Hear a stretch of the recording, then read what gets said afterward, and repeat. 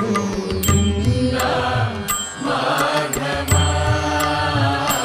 गोपाल केशव गोविन्द माधव गोपाल केशव जय नन्द मुकुन्द नन्द गोविन्द राधे गोपाल जय नन्द मुकुन्द नन्द गोविन्द राधे गोपाल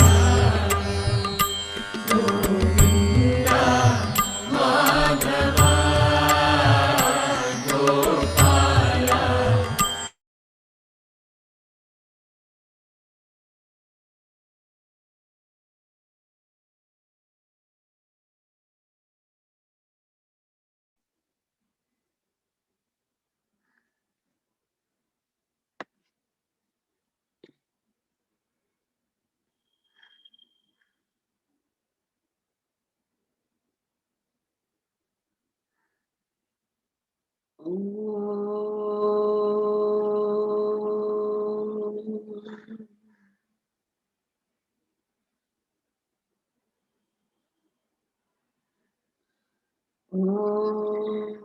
सहना भवतु सहनौ भुनक्तु सह वीर्यं करवावहै तेजस्विनावधीतमस्तु मा विद्विषावहै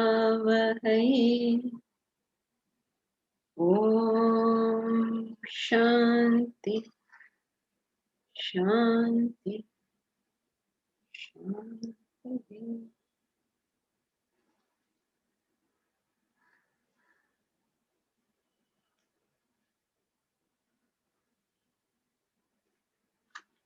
Together we'll chant verses 20 to 28, Bhagavad Gita, chapter 8.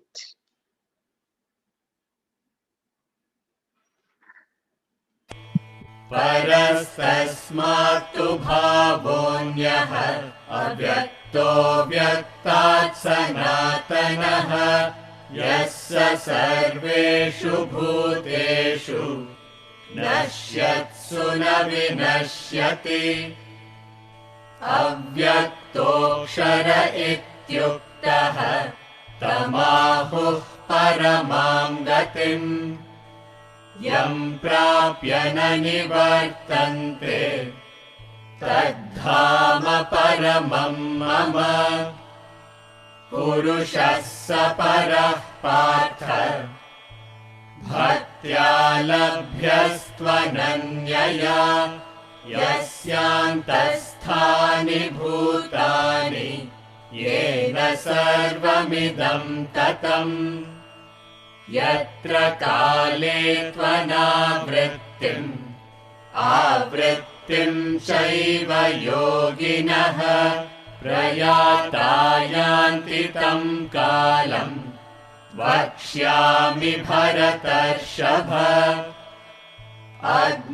अग्निर्ज्योतिरः शुक्लः षण्मासा उत्तरायणम् तत्र प्रयाता गच्छन्ति ब्रह्म ब्रह्मविदो जनाः धूमो रात्रिस्तथा कृष्णः षण्मासा दक्षिणायनम् तत्र चान्द्रमसं ज्योतिः योगी प्राप्य निवर्तते शुक्लकृष्णे गतिह्येते जगतः शाश्वते मते एकया यात्यनावृत्तिम् अन्यया वर्तते पुनः नैते श्रुति पार्थ जानन् योगी मुह्यति कश्चन तस्मात् सर्वेषु कालेषु योगयुक्तो भवार्जुन वेदेषु यज्ञेषु तपस्सु चैव दानेषु यत् पुण्यफलं प्रदिष्टम् अत्येति तत्सर्वमिदं विदित्वा योगी परं स्थानमुपैति चाद्यम्.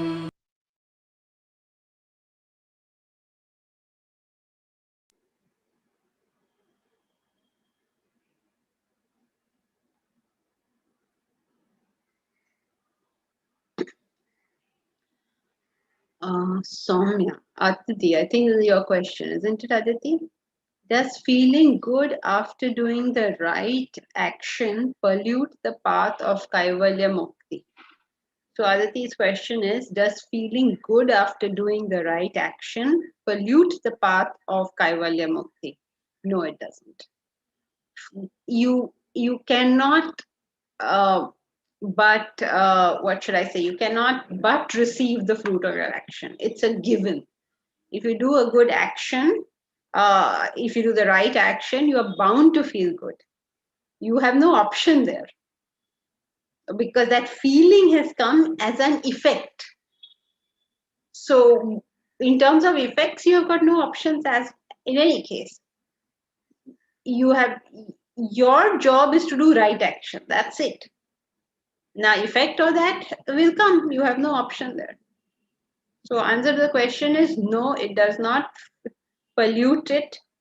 What will pollute it is you did it because you're feeling good. That means now you've put in a cause. Thank you, Janki-ji. Okay, so let us revise what we did last time. If we understood that part completely, the next few verses. Sorry, is somebody saying something? Okay, so we just revise quickly the three parts that we spoke about. First and foremost, you can do good desire. You can do desire-ridden actions. Desire-ridden actions, which means an action which is propelled by a desire. You felt like doing something, you wanted to do something, you had an impulse to do something, such things, and you did it, of course. So such actions which you undertake because you felt like it, you wanted to, you did it impulsively. These are known as desire-ridden actions. Now, desire-ridden actions can be good or can be bad. Means you could have felt like doing something good, doing charity, doing helping somebody, being there for somebody. You felt like doing something good, whatever good action it was, and you did it. The consequence of that, this type of behavior, is you get swarga. Good desire-ridden actions are known in Sanskrit as punya.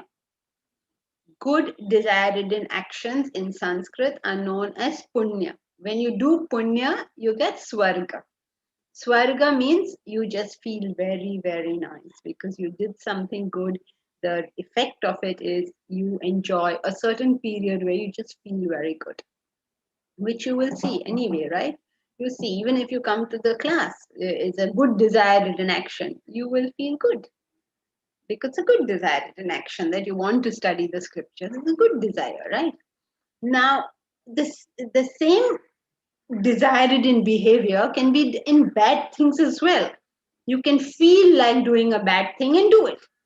You can feel like stealing something. You can feel like hurting somebody. You can feel like, I don't know, chopping down a tree. I don't know, any bad action. So any of these actions which you do, bad desired actions, they are known in Sanskrit as papa.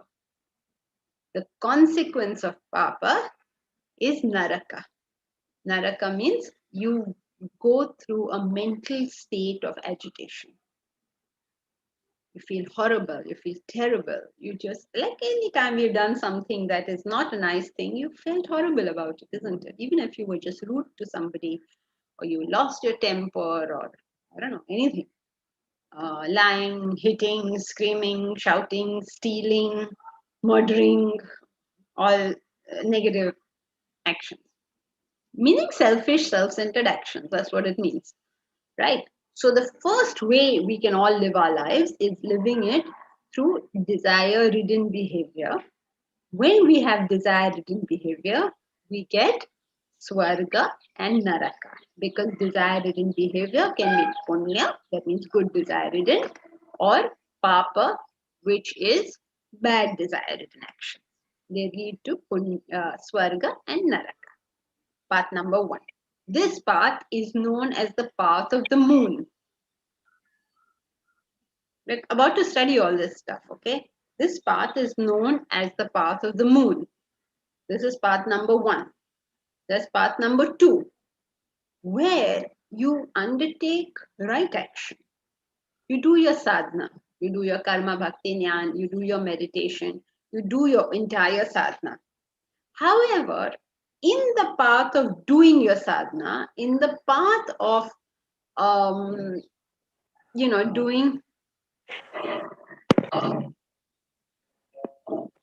Wait, Nanda has a question. What if one does not feel bad about it?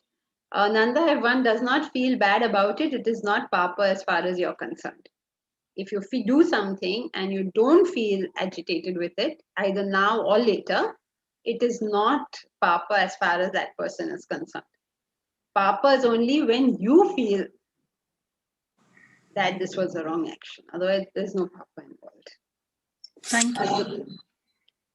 All right, so that path number 1, that's all path number 1, path of the moon. Path number 2 is path of the sun.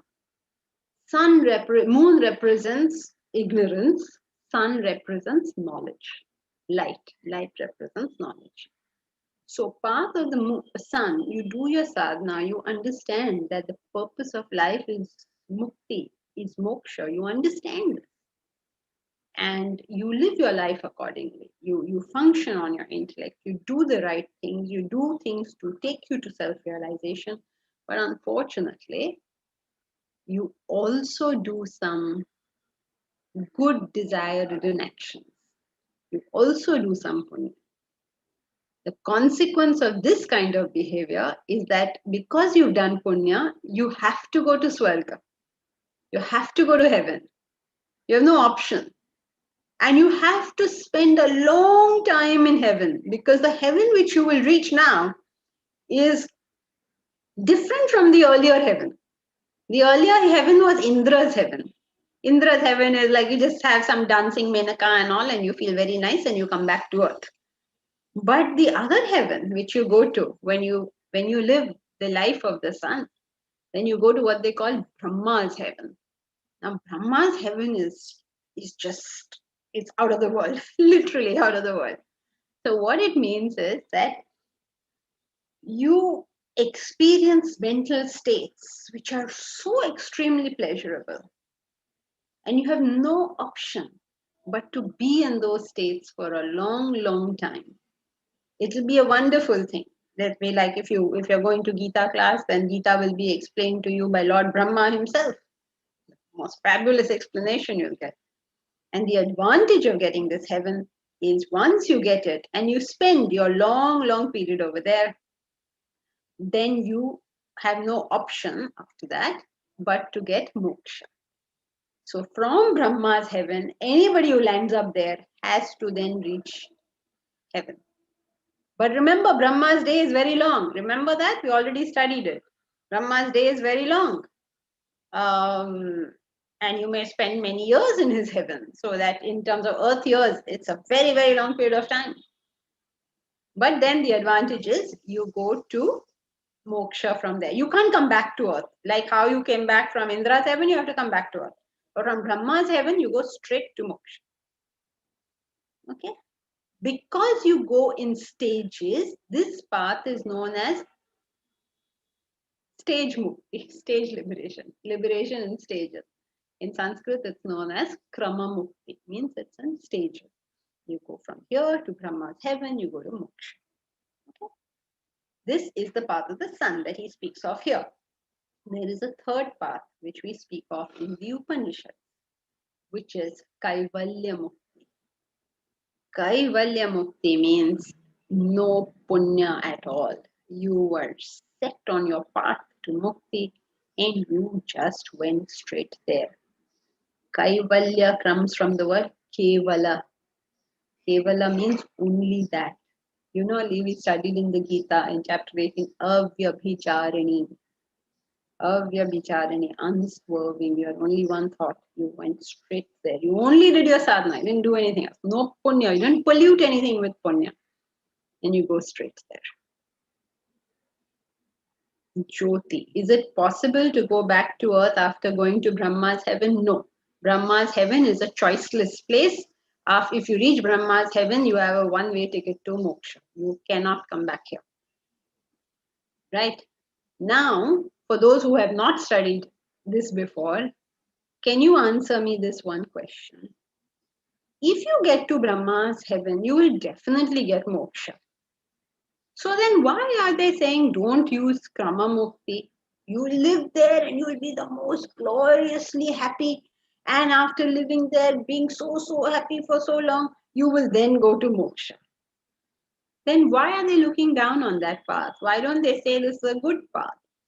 They say the best path is Kaivalya. You go straight to moksha. But you take a nice detour. It's like you're going to America, but you live a little while in Switzerland. What's so bad in that? And you have a great time. And you have no option but to go from there to America. So why would you not take that option? Sounds like a good option, no? So all those who haven't heard, because I know many of you have been around for a long time, so all those who haven't heard, do you know why Krama Mukti is considered lower than Kaivalya Mukti? Can you think? Because we You have might desires. forget your goal. We all have, until realization, Anita, we all have desires. So we have them. That's a given. Hariom ji? Yes, Sangeeta? Like punya bhi bhogne padte hain. Like we have to enjoy the pain and the pleasure both. Like Sangeeta, what is the question, please? the question What is is the like question that you are answering? why don't we opt for Kaivalya Mukti and why do we have to go via? Okay, and your answer is? And my answer is that like if you go through Brahmalok, still you have to enjoy the pleasures of your punya. For that you will have to have this body, mind, intellect and all, you know, so to enjoy that. I mean, Okay, so what is the point? Why is it that Krama Mukti is not considered as good as Kaivalya Mukti? Can anyone answer that? It's You still cannot based do on your desires. It's based on desires. Yes, true. Everything is based on desires. Our entire life is. You may based on forget. You But may Kaivalya forget what Mukti your is not highest based goal on is. No, one second, one at a time. Jyoti, you We may will- forget is not an option, because if you do reach Brahmaloka, whether you remember or not, you will reach moksha. we will again collect vasanas. No, Sangeeta, you can't. You have no option to do that. That's what I'm saying. Yes, Priyanka? Because it's a process. From KG, we can't straight go to the 12th standard, no? We have to go through the process. And as we study and go through this process, every day there's a new beam of light which enlightens us. Then only we can understand the importance of Kaivalya Mukti. No, but they're saying Kaivalya is more important, is a much better thing. Nobody is recommending Krama Mukti. What is recommended is Kaivalya Mukti. So please explain why. It is the shortest way to go towards permanent happiness. Who's saying that? Aditi, sorry, I'm using my daughter. Aditi. Okay. Yes. Go ahead, Aditi. It's a shortcut to permanent happiness. Okay, but even in the case of Brahma's heaven, it's still permanent in the sense you're never going to lose it. Janki From ji, Brahma's heaven, you can only go to moksha, right? So you're never going to get anything less than that. Janki we ji, become in Kaivalya, your focus is straight for moksha. You are not deviating here and there. You are cued to reach that. That is the reason you get it. But the question is, why is that better? Why not enjoy Brahma's heaven? You did the best thing, the best Gita class you'll ever hear is over there. Why don't you go enjoy that? but we become Because the Brahman. Yes, Manoj. Go ahead, Manoj. because our intellect is not that developed, and it takes time to develop that. And Cavalya assumes you have a powerful intellect, and then only you can focus on that. No, that's not correct. You can have Kaivalya right here, right now. You have to constantly question yourself, should I do it, shouldn't I do it? So that's a process versus What? you have to constantly keep questioning yourself in this path. Should I do it, shouldn't I do it? You have to constantly suffer that to reach to that phase. Should What are you talking about, Aditi? Explain why is Kaivalya Mukti better than Krama Mukti? Yeah, we become the ultimate from day one. No, Sundaram, you can't become ultimate from day one. You can work towards becoming from day one. May I try once again? Try, Sangeeta. Because we will never be satisfied until we attain that mukti. Like it is back to God, back to home. When you are in Brahma's heaven, you're just completely happy in the sense that everything is fine and you have to go to moksha. The You're eternal not happiness. dissatisfied. The eternal happiness is not still missing, maybe. No, you're never coming back to sorrow from Brahma's happiness. Who else? Kalyan Kumar? Yeah. I think Hemant has typed in the chat box, ma'am, saying that it is still based on desires which are polluting, and that's why it's not such a great thing. No, I mean, everything is based in desires. Everything.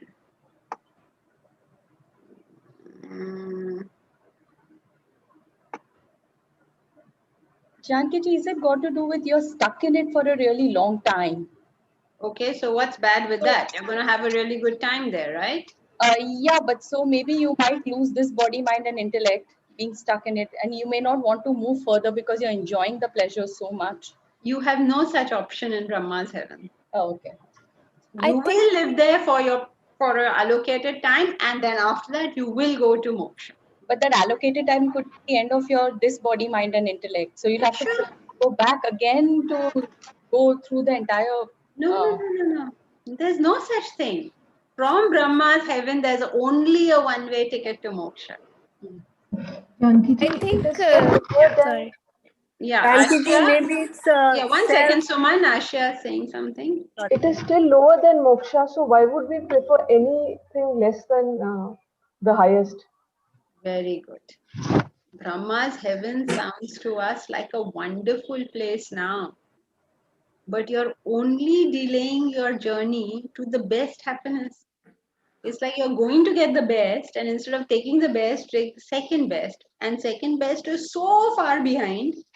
It is like the difference between, I don't know what, Sachin Tendulkar playing cricket and I playing cricket. That's the difference. In the sense that moksha is eternal, infinite happiness. Brahma's heaven is just great happiness. But it's only a dot. It's less than a dot in terms of that infinite happiness. So why would you delay it? Why would you delay getting the best? You're just going to delay it for many, many thousands of years. Like 30,000 years, sometimes a million years, sometimes a billion years. For what will you do that? So therefore they say, when you have the ability to go directly to the self, why would you go anywhere else? Why would you stop for something lesser? It is lesser. It is a compromise.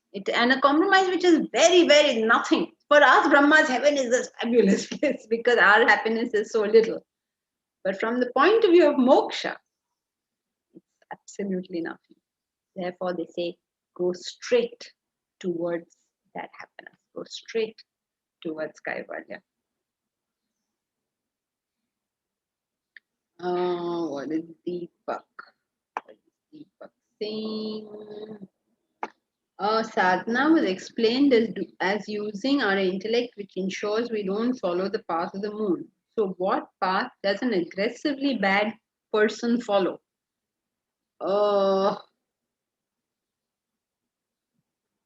The path an aggressively bad person follows is the path of the moon, which means that he is propelled very often by his desires, but those desires are, how do we put this? Okay, so let's say I have a desire to rob a bank. Okay, so I can behave foolishly with reference to that desire, meaning that I just say, oh, I want to rob a bank, pick up a gun and run to the bank and say, whatever they say, hand your money or your life or something, that to say. And then they have some switch and then they call the police, and while you're collecting the money, the police are there and you go to jail. This is called a passively bad person. Aggressively bad person will think it through. Okay, I want to rob a bank. Now, how do I go about robbing a bank?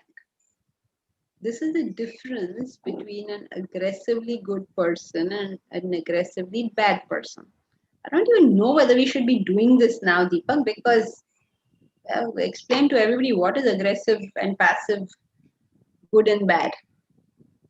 Aggressively bad people, okay, let's say people who use their intellect for bad purposes use it to formulate how to achieve that end. But a sadhak uses his intellect not only to understand how to achieve a particular end, but whether that end is worth achieving in the first place. Negative people who use their intellect jump over that one step. They don't apply themselves on whether this is something worth doing. So that's the difference between us using our intellect and others. Others meaning negative people using their intellect. We are expected to conceive and then execute through our intellect. They conceive, or they can't say conceive, they want through their mind a particular end, and then the intellect works to achieve that end. So there's a restriction in the behavior, in the intellectual behavior of such people. So what path does he follow? He follows the path of the moon itself, because in terms of choosing what it is he wants to achieve, no intellect was applied. So he will have to suffer the pangs later on.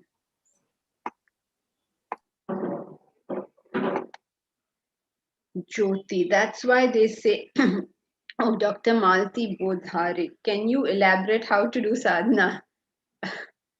How to do sadhana? You keep asking this question. There are three paths of sadhana: karma yoga, bhakti yoga, jnana yoga. What you are currently doing in class is jnana yoga. When you get up in the morning and study, what you do is jnana yoga. Besides that, there is karma yoga, which means working for the welfare of people. And there is bhakti yoga, which is about turning your emotions towards the higher. So these are the paths. When you follow these paths, the level of desires comes down. You reach a state of uparati. Uparati means withdrawal of the mind. The mind is no longer running behind the world because the desires are fewer. Such a mind can concentrate, and once it learns concentration, can then take up to the seat of meditation. And meditation then is the final gateway to self-realization. So through these paths and through meditation, eventually one reaches self-realization. So sadhana means sadhan. What is your tool? Your tool is karma yoga, bhakti yoga, jnana yoga, and later on dhyana yoga. So with this path, this is the sadhana, and this path takes you to This is your sadhan to reach self-realization. Okay, I've told, of course, this in great brevity and brief, but as we go along, you will figure out all this various stuff. Thanks, ma'am. Jyoti Kriplani, that is why they say coming to earth as a human is extremely precious. We get a chance to be directly liberated. We take the right path. Yes, we get the choice. Only a human being, only in the waking state of consciousness gets a choice. Nobody else gets a choice. Those in hell don't get a choice. Those in heaven don't get a choice. Animals don't get a choice. Plants don't get a choice. Human beings who are in deep sleep don't have a choice. Human beings who are in dream don't have a choice. Only a human being in the waking state of consciousness gets a choice. It's a very small bit, a small window which we all have, and we fritter it away. That's the sad thing. Okay, fritter it away is also okay, but then you face the consequences of all these things, and then you cry and say, "Ah, what happened? What happened? What happened?" Means you did not execute the choice properly. Amit Pandey, Kaivalya Mukti is considered better because it denotes unswerving dharma nishta, ananya bhakti. That is what it is.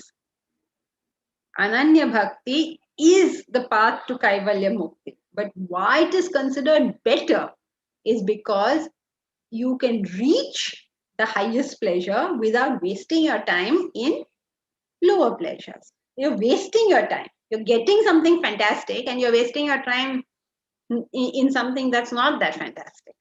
Or not even a bit of how fantastic that was.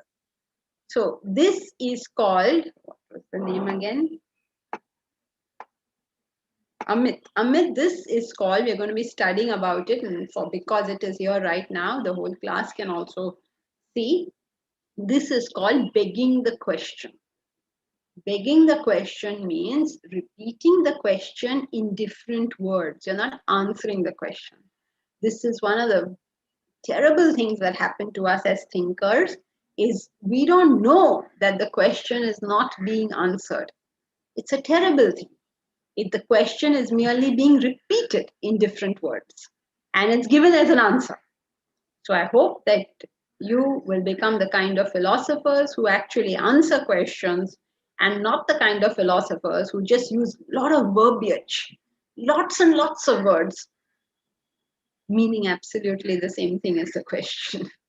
So let's hope that we all train ourselves in that. In fact, we're starting a class on that. So I hope we will train ourselves on that.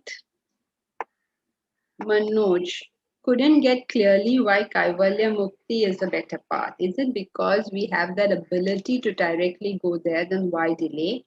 We don't have the strength to currently pursue it directly, so stages are needed.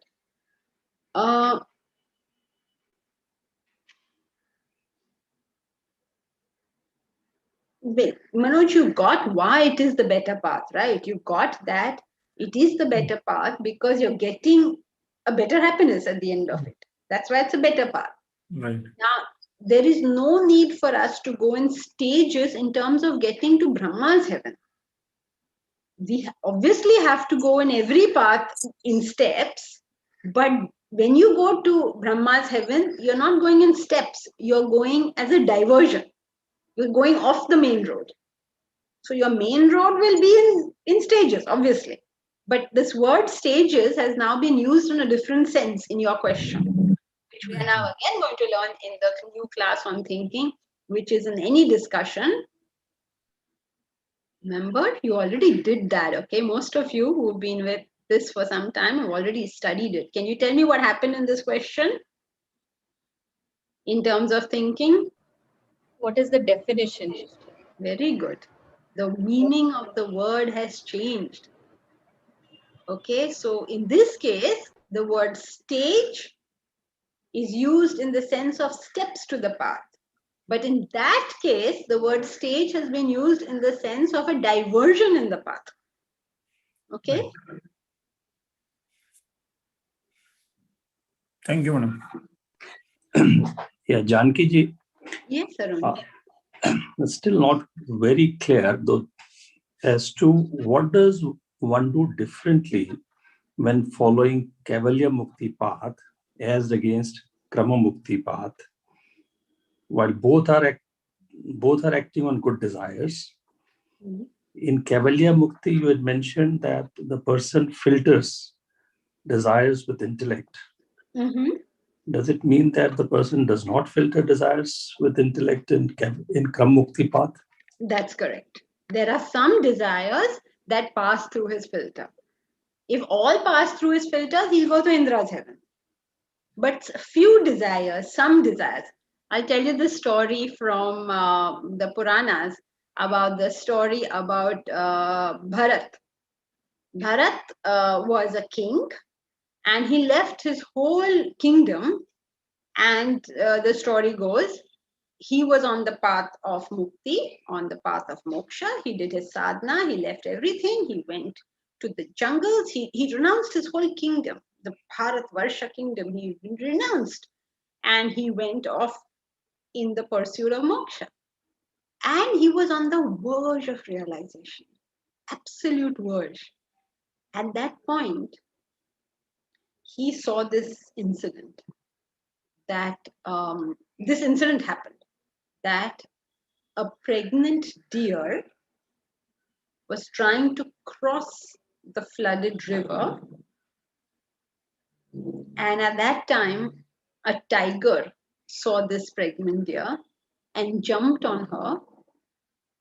And in that fear of all that, she delivered her baby and died. Now, Bharata found this baby deer. If he had left that baby deer over there, that would have died, right? So he takes the deer and starts looking after the deer. And slowly, over a period of time, his mind gets so attached to the deer that even during his meditation, he wonders, where is the deer gone? Is he coming back? I hope he's not lost. I hope he's safe. His mind started getting caught up in this attachment to the deer. And the story goes, he dies without achieving moksha because of his great attachment to that deer. Because of all his sadhana, he remembers his past. And next Janma he is born and he remembers what he did, like he's on the verge of realization, and then he got attached to a deer. And his next Janma is he becomes a deer because that was his last thought, right? So he's born a deer. Then he has to live out his whole allotted life as a deer. But since he's done his sadhana, he knows like what an idiot I've been. And so he dies eventually as a deer. He lives out his allotted life and then he dies as a deer. Then he's born again as a human being. Because that deer vasana was over now. So again, he's born as a human being. But this time, because he remembers this nonsense that he had to go through, he is determined, I will not look at anybody, I will not touch anybody, I will not touch anything, I will not see anything, I will not talk to anybody, I will not do anything. And the story goes that he came to be called Jada Bharat because everybody thought he was an absolute idiot. Because he wouldn't talk, he wouldn't interact, he wouldn't do anything. While his parents were there, they looked after him, even though he was this Jada Bharat. And then when his parents passed away, the brothers did not want to take a responsibility of this idiot in the house, so they threw him out. So he goes and sits on the street. And the story goes that a Raja is going by and something happens to the person carrying the palki. So the Jad Bharat is sitting there, the guards catch hold of him and said, you carry this palki also. There are 4 people, no? So one fellow is a bit injured. So he gets to carry the palki. But he has decided that he won't deal with anybody or transact with anything. So, and also he doesn't know how to carry a palki. So obviously carries it badly. And at that time, the king gets really angry with this and kicks him. And put the palki down, and the king is very angry, and he starts like hitting him. And then Jad Bharat is not reacting. Then he turns to the king and says that the report of that conversation is like he has just realized the self, and he talks to the king from that perspective. Talks about the oneness of the soul. All that. The king is like completely taken aback. This idiot has suddenly become a Maharishi. Okay, so that's the story about how you can get a good desire-ridden action done, have to bear its consequences, and delay your path. So you're right in saying that in the Kaivalya Mukti, you don't do a desire-ridden action. And in Krama Mukti, somewhere along the way, you falter. Somewhere along the way, you start doing something which you ought not to have done. So, because obviously you're only a pure person now, right? So what can you do? You can only do good things. So you do those good things, and then you suffer its consequences. When I say suffer its consequences, it's not that you're miserable. You did good deeds, you'll be happy, but you have delayed the path to realization. Is that clear? Okay. Yeah, thank you.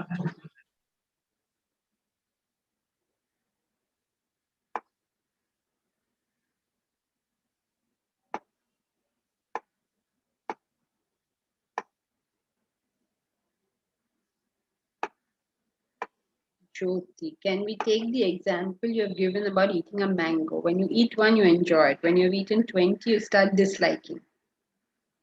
If we are in Brahma's heaven for so long, it will be suffering also. No, you cannot suffer in Brahma's heaven because you cannot eat. You cannot indulge. Indulgence is a quality that you can have only when you have a choice. If you don't have a choice, you cannot have indulgence and you cannot have abstinence. Both are a choice. But if you are in a choiceless world, you can't do either of these things because there's no choice. Like an animal has no choice, right? The tiger neither abstains nor enjoys, nor indulges.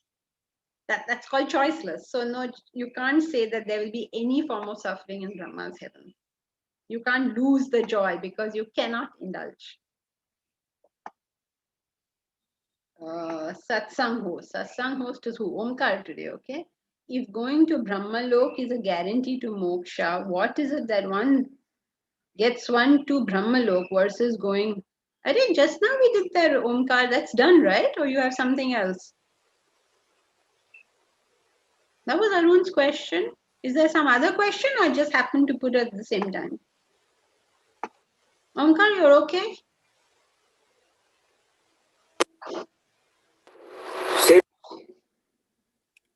What?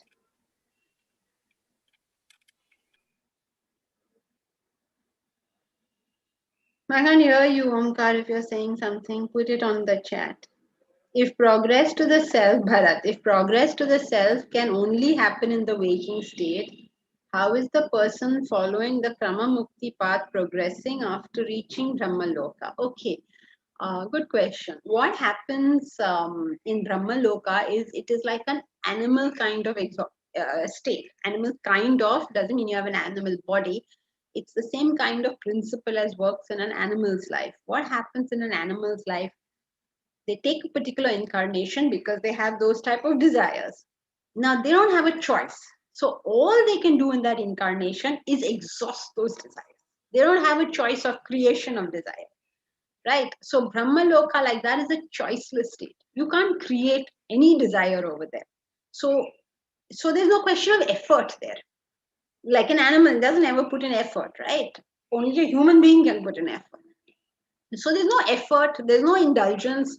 There is just stay over there and then go over there. That's it. Just like in an animal's case. Like when I have a tiger vasanas, you will get a tiger embodiment. You will live your life as a tiger and then that desire is over. So it's exactly the same as in Brahmaloka. Clear, Bharat? Is everybody Yes. clear on this? Got it. Thank you. Surinder, Jad Bharat did not do any action. Still he realized. Please explain. Okay. Please, Surendra, please don't learn the wrong thing. Don't say, okay, I'm giving up my job. Jad Bharat didn't do any action. I also won't do it. It's not like that. Jad Bharat had completed his whole sadhana. He was on the verge of realization. And he didn't do any action means he refused to transact in anything other than the self. Okay, and he was the last point. So all he needed was one tip over. That's all he needed. So he didn't need to really do anything for realization purposes. So he got tipped over and he realized. He had only diverted on his path. All he had to do was stay on it. Okay? Okay, ma'am. Omkar, can you please put that chart so that everyone can see it? I don't know whether everyone's clear, Yes. but have a look at the chart again.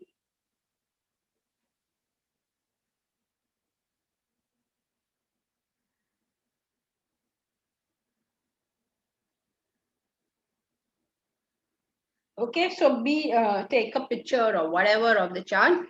Here is the path of the moon. It's going to be referred to in the text as Devayana, Dakshinayana, and Pitruyana. It's also known as the path of the Pitrus, the path of the gods. But the gods are all that Svarga and all, na?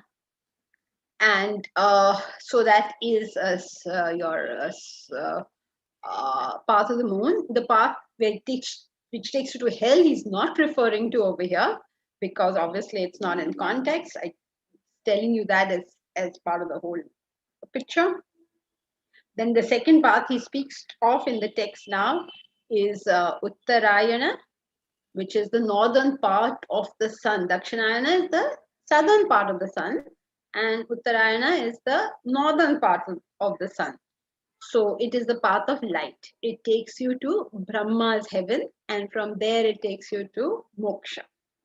That's Krama Mukti, which he is going to speak about now. And then there is Kaivalya Mukti, which again he's not going to speak about because it's too much complication for poor Arjuna. So Kaivalya Mukti is going directly to moksha.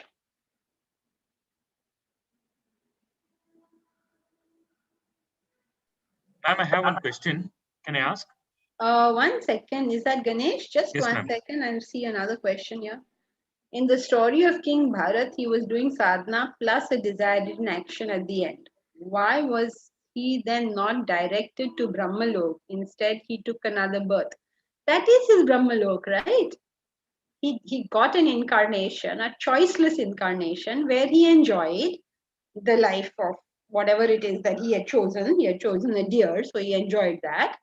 And then he realized, he had to realize. That's why he had no action, right? He didn't need to do anything. He realized. That happened in Brahmalok. That's Brahmalok. Brahmalok is no place, Brahmalok. Brahmalok is a mental, all Swarg, Naral, Brahmalok, they're all mental states. There's no geographical location. So he could have been in Brahmalok.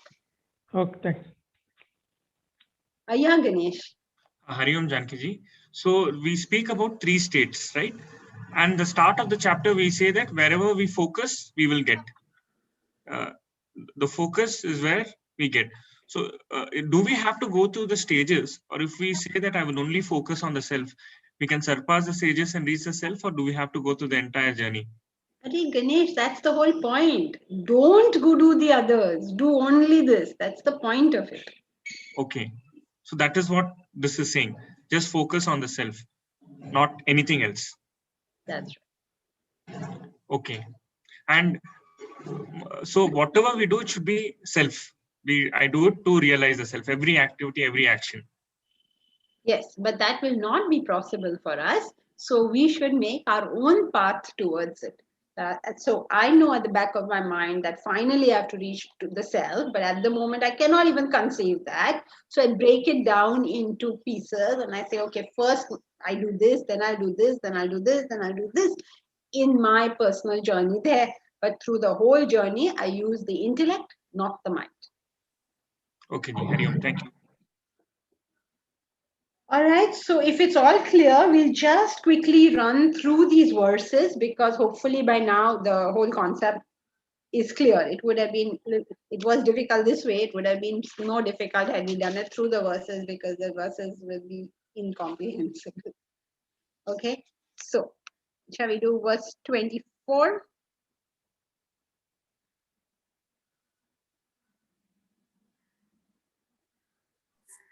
Yes, madam. Yeah, I'm waiting for Omkar to put it. Sorry, Janki ji, you want it again? Verse 24. What do you mean again? We haven't started verse 24, did we? No, verse 24.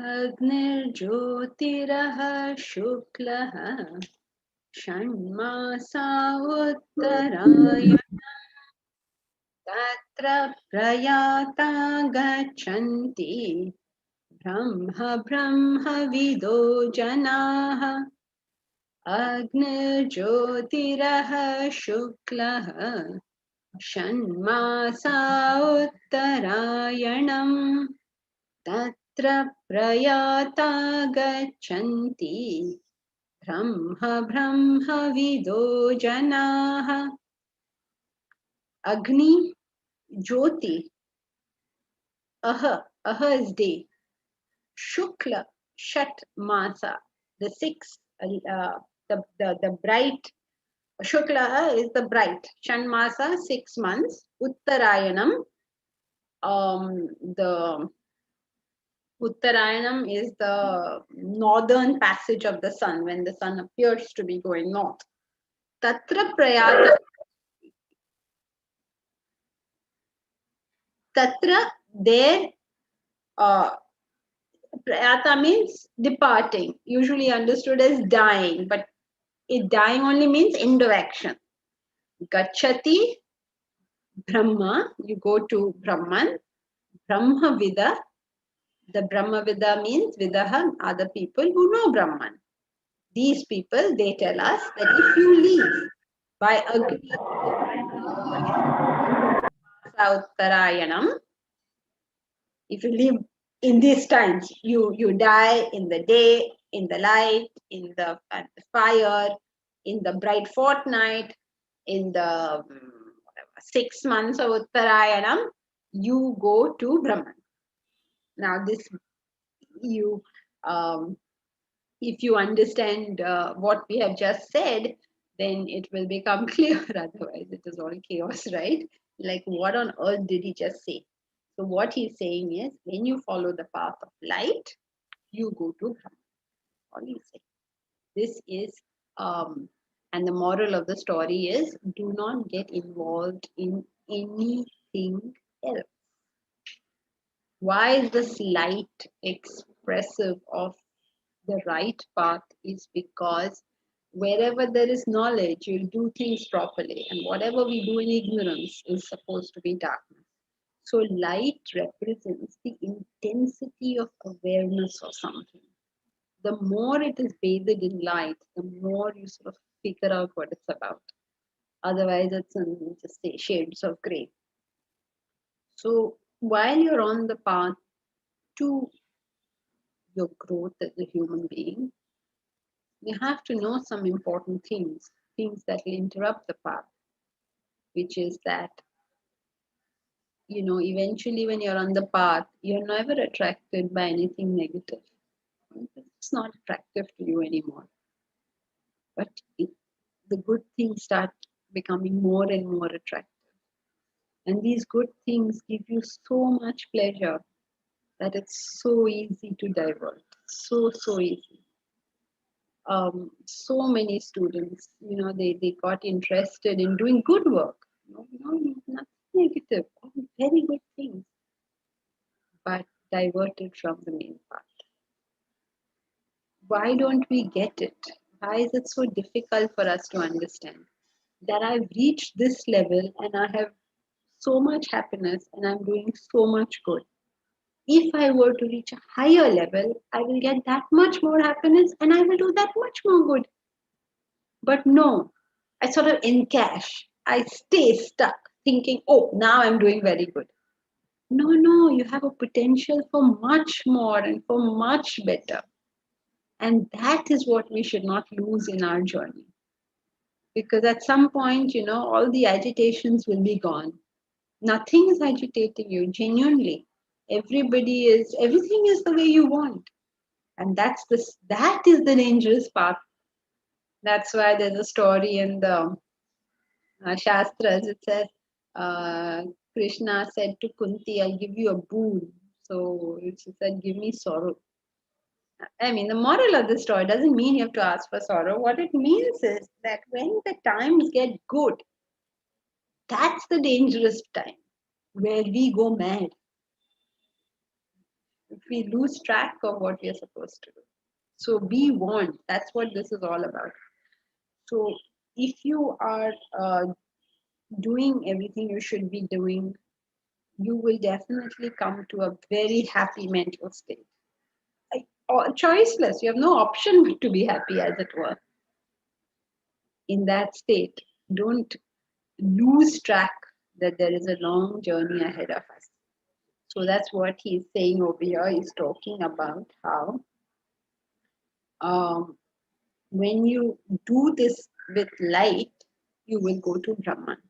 But if you do this with darkness, that means you do it with ignorance, then you will come to the path of return, which he refers to as Dakshinayana. So let's do verse 25, then it will be clear. Dhumo ratrisatha Krishna Shanmasa Dakshinayanam Tatra Chandramasam Jyotihi Yogi Prapya Nivartate Dhumo Ratristatha Krishna Shanmasa Dakshinayanam Tatra Chandramasam Jyotihi Yogi Prapya Nivartate. Yogi Prapya Nivartate. The yogi who, having obtained that, comes back, returns. Having obtained what? Dhumaha. Remember Agni? Dhumaha. Smoke. Aha Ratri. Aha, there, day, yaha, here, Ratri. Krishna. That was Shukla. This is Krishna. That is how the lunar month is divided. Shatmasa Dakshinayanam. It is the southern path of the sun. Tatra Chandramasam Jyotihi. This is the path of the moon. Okay, that was the path of the sun. This is the path of the moon. If you obtain to the path of the moon, then you will return. So if you get carried away by doing desire-ridden actions, remember it will give a very small glimpse into happiness, and then you return to your original position. You have made no progress whatsoever. No progress. Please be warned of this on your path. So if we do desire-ridden actions, we feel very good, but no path where we have to move forward. We should never again meet the problems that we have met today.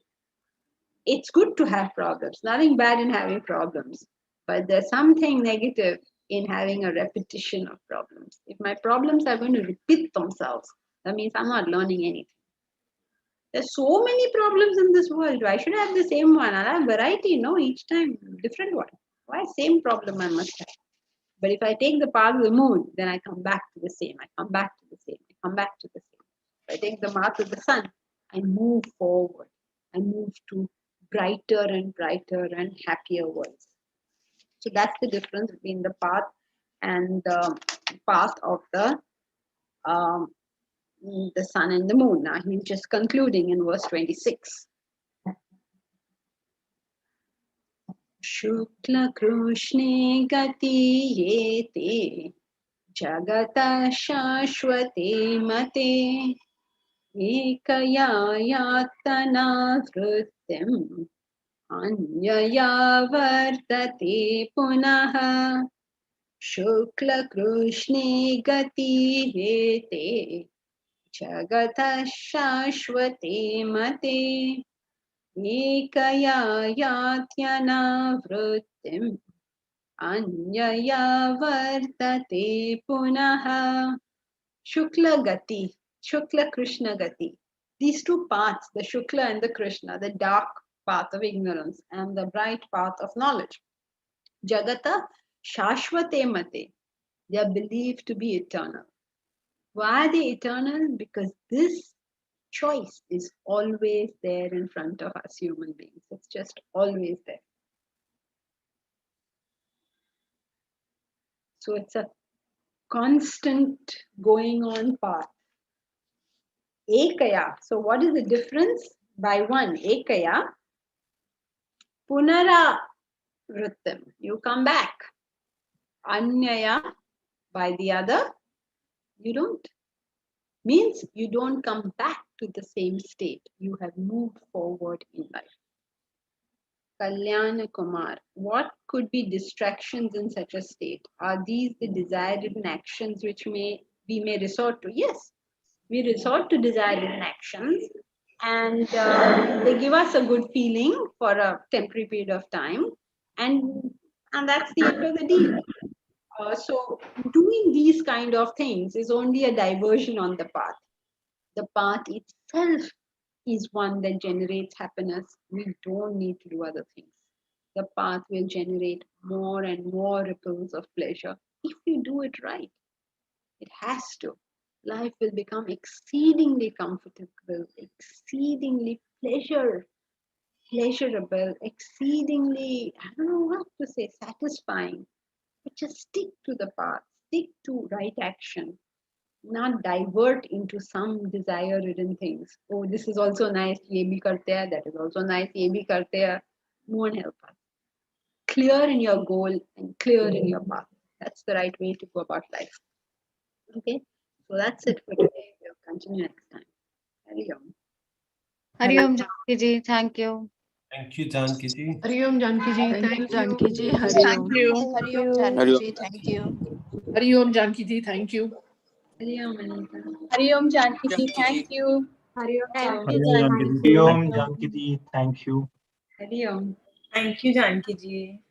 Thank you, Janki I ji. have a question. Yeah. Good. Janki ji, the verses that you show on the when we have a talk with the meanings and everything, where can we get those from? Vedanta World website. Vedanta World website. Yeah. Where are you, Priyanka? I'm in Mumbai, Janki ji. Oh, okay. If you are anywhere in your car, you can also pick them up. Are you in your car somewhere? No, I'm in town, but I Okay. can go to car. It's not a problem. Well, either way, you can speak to Bharat. Yes. He keeps them physically, and also it's there in Bharat. Are you still there, or have you left? It's also there in town somewhere. Janki ji, the easier way would be to get the Bhagavad Gita book, Priyanka. Swamiji's book. It's exactly from the I book. have this book. No, this is not this Yeah, one, Swamiji's. That's what she's asking. Where does she get it from? That's what No, I'm telling her. I can- Either Bharat or in town also, Bharat will give you all the details. Or buy it online from the Vedanta World website or download it from Kindle. We have various I got it. Thank you so much. Janki ji, your lessons are very envisioning. So, like today we learnt about the darkness and the lightness. It just kinds of give us the way how to even take simple decisions in life. And every time when I go through the notes, I just feel this one step closer to the light. It's very, very enlightening. I can't thank you enough. Thank you. That's the Bhagavad Gita, Priyanka. Much as I would like to take the credit for it, that's the Bhagavad Gita. Absolutely, it's Bhagavad Gita, but we don't understand. Yes, that's true. So thank you for guiding us through the understanding. That's a very big, that's literally somebody holding our hand and taking us to Brahmalok. Okay. Hari Om.